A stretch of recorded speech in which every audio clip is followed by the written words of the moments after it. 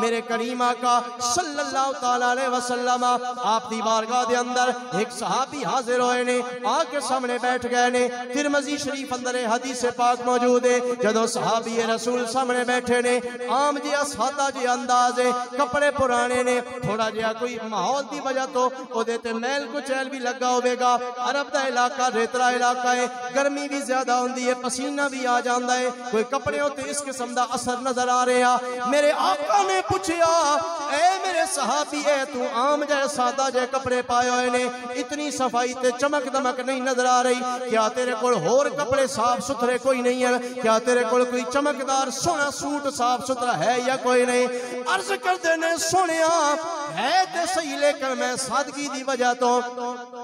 فخر و تکبر تو بچن دی وجہ تو غرور تو بچن دی وجہ تو اے سوٹ پا کے آیا میرے آقا نے فرمایا کہ سادگی تے ضرور کرنی چاہیے پر صفائی سب تو پہلے رکھنی چاہیے اللہ تعالیٰ نے اگر تین اپنی نعمتاں عطا کی دیا نے رب نے تین اچھا لباس عطا کیتا ہے وہ لباس پا کے لوگاں اندر پا کے آیا کر تاکہ لوگاں نو بھی پتہ چل جاوے اللہ نے اس نو سونیاں نعمتاں عطا فرمائیاں نے